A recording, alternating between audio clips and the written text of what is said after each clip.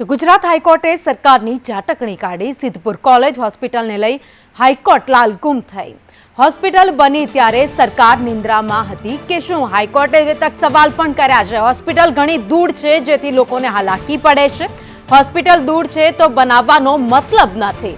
આ સરકાર ઊંઘમાં હોવાનું સાબિત થાય છે। સિદ્ધપુરની આયુર્વેદિક હોસ્પિટલ શરૂ ન થતા વિવાદ સર્જાયો છે।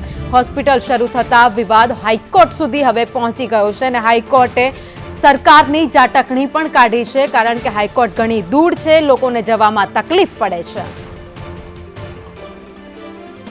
વધુ અપડેટ સાથે સંવાદદાતા દિવ્યા ચૌહાણ અમારી સાથે જોડાયા છે। દિવ્યા, સિદ્ધપુર કોલેજ અને હોસ્પિટલનો મુદ્દો હાઈકોર્ટ સુધી પહોંચ્યો છે। જે આખો વિવાદ હતો સિદ્ધપુર હોસ્પિટલ આયુર્વેદિક હોસ્પિટલ અને કોલેજનો જે વિવાદ હતો, જે હજી સુધી કરોડોના ખર્ચે તૈયાર તો કરવામાં આવી પરંતુ તેની શરૂઆત કરવામાં નથી આવી।